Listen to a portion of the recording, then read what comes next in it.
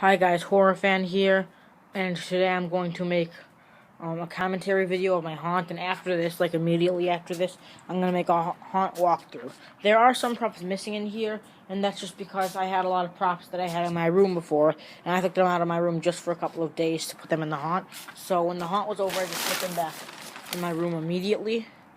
So you might see some missing props, like Hex. Hex is gone because he's in my room right now, but he was there. But anyways, though, as I was saying, I'm going to do this commentary video first about my haunt, tell you how everything works and where the actors were, because they're not here anymore, the haunt is done.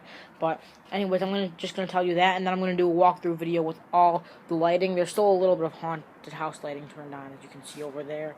There's some green lighting there that you might be able to see a little bit, yeah.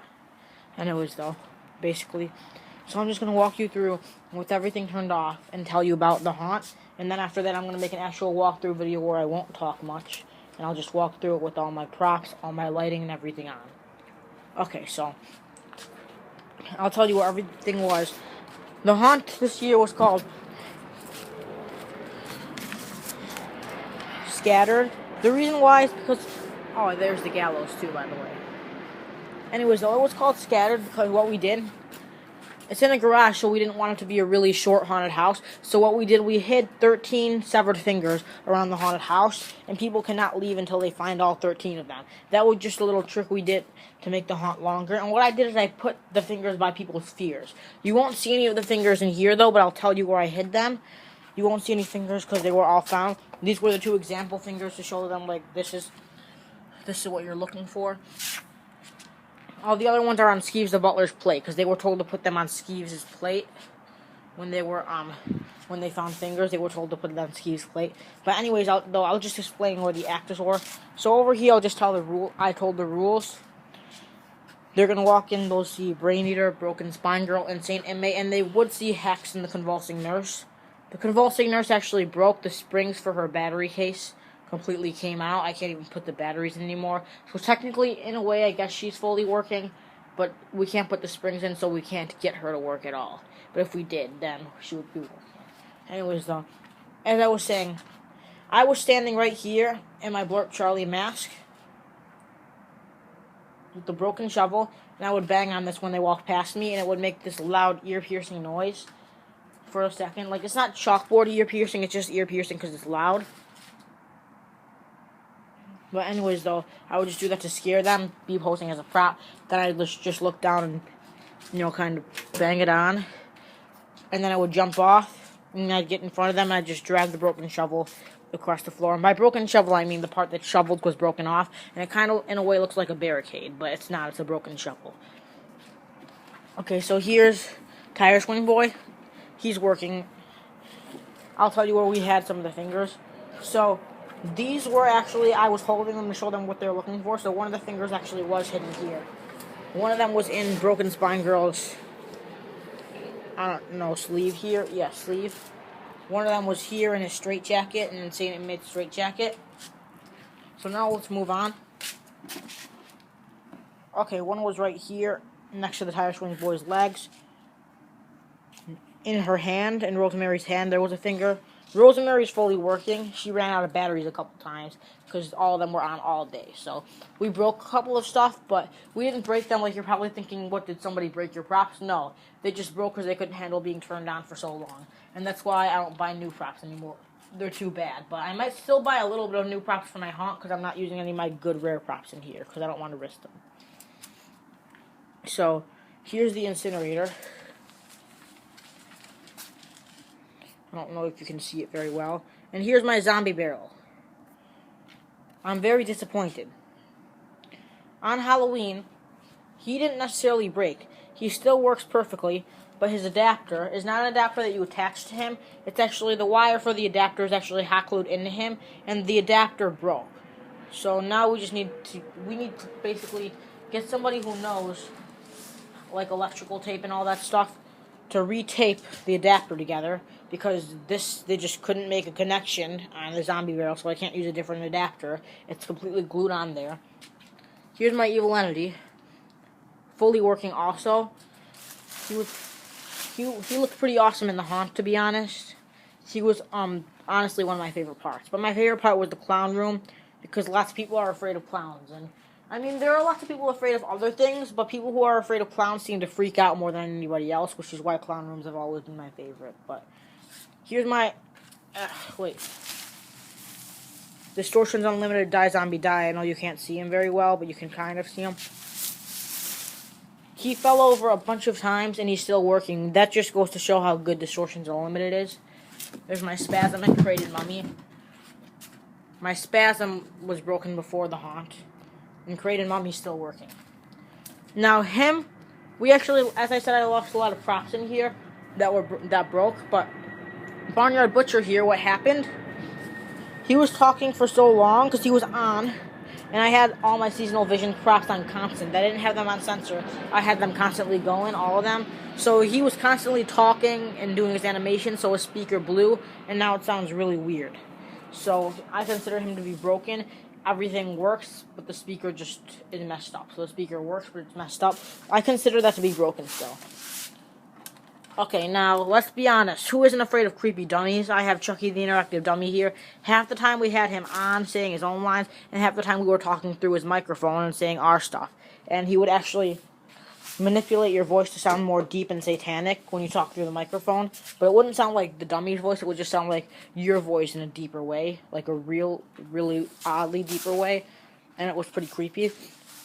We had Evil Ragdoll here, but that's also in my room. Monkey Chimes was here. And as I said, my favorite part is the clown room. Oh, and one thing real quick. Back in here, you can see that hole up there. We were using that for something. Let me show you in the clown room here. We would have an actor climb up this ladder and look through there. And when people were walking through that hallway, he would shout, "Rah," basically. And yeah. So where were the actors? We had one actor here in this corner who would pop up. We had one crouching down here who would jump up. And, of course, we had a clown actor who was the one who looked through the ladder into that hallway, and then he would get all up in people's faces over here. And the clown actor actually had a name. The first clown actor, because we had Halloween, and then the next day was my brother's birthday party, so we had people coming through both days. But on Halloween, we had my friend is a clown actor, basically, and that clown's name was Fluffy. But by the time we had another clown actor, because my other friend who was on Halloween, as the clown actor couldn't come the next day for the party, basically, we had another clown actor, and we named him Funny Bones, because we found out that we actually thought Funny Bones was better than him Fluffy, so we named him Funny Bones the clown. And here's my Wacky Mole clown. He works perfectly. I think he's one of the better of the new props. I really like him a lot. I know he's from 2013, so he's not new for this year, but I still consider him new. There's Timmy Tumbles. Great zombie baby. Really great zombie baby. Whether he's fully working or not, I'm actually not sure. I haven't tested him, but I sure hope so, because he, as I just said, was a great zombie baby. Here I have this clown severed head that we would shove in people's faces too to scare them. Getting in people's faces is a great method to scare them in haunted houses. Best way to scare somebody, if somebody's afraid of something, shove their fear in their face. And that's why we hid the fingers by people's fears. We had a finger on Barnyard Butcher's strap here for his overall. We had a finger in Monkey Chime's clothes. He was right there, but he's not anymore. We had it hidden right here in Die Zombie Die's guts. I know you can't see, but we had one on Spasm. So those are all for this room, and this room. In the clown room now. Imagine if you were afraid of clowns, or maybe one of my viewers is afraid of clowns. There was a finger right here in the collar, meant to scare them. Anybody who's afraid of clowns would have to go right up to his face to get the finger. I know that sounds kind of douchebaggy, but it's a haunted house. And that's one of the good ways to scare people, the way we hid the fingers. So, it's not necessarily douchebaggy, because it's a haunted house and our goal is to scare people. So we'll do whatever it takes to exceed that goal. The clown mirror was here. They would look in the mirror and the clown face would pop up. But that's in my room too. Here's the face-stripping clown. He was broken long before the haunt. It's not that he's a bad prop. In fact, he's one of the better older props. It started off with a small glitch, where he wouldn't put his face back down after he ripped his face off. But then it just turned into something a lot bigger, and now he doesn't lift his head up at all. And if he does, then he lifts it up and puts it back down right away. So he's broken now, and he's been broken for a while. Now I have my Rhoda broom. She came broken. I got her on eBay. You're asking, oh, you don't want to use any of your good rare props in the hunt, so why are you using her? She arrived, and I know the seller's telling the truth. He said it's new in the box, and there were no pictures of her assembled. The box was taped shut. When I opened it up, it even smelled straight from the factory. So I knew the seller wasn't lying. Normally, if it didn't seem so straight from the factory, I would blame the seller. But I could just tell that this was straight out of the factory. So I think this is either a defect straight from the factory or shipping damaged it. I'll move my Stitch Witch sisters aside. Anyway, speaking of them, here's my Stitch Witch sisters. I had a finger in her hat right here. Yep. And I had a finger also, another one in the clown room. So, the clown mirror was right here. This hand is like where the bottom of the clown mirror is. In between my hand and the chair is where we put one of the fingers. So you would have to step right up to the clown mirror to get the finger that would sense it, and the clown face would pop up right at you. Now over here is where you place the fingers when you find them. On Jeeves' plate, we had one hidden in the sleeve here. And now all the fingers are on here right now because they're not hidden right now. We put some fresh meats in the fridge for the haunt.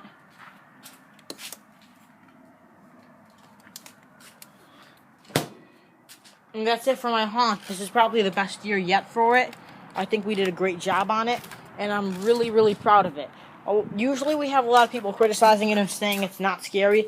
This time, a lot of people are actually smarter. Like last year, I don't think it's very smart to say like this haunt isn't scary or anything. And I'm not saying it is scary, but people expect so much from a haunt that's in a garage. They expect this professional haunted house when it's built on a low budget in a garage.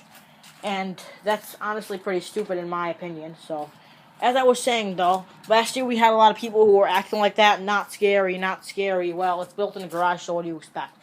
This year, people actually seemed a lot more mature, a lot more smart.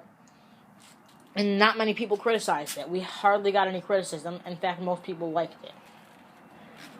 Anyways, though, that's my commentary on the haunt. I will have a video of the walkthrough very soon. And until next time, guys, peace.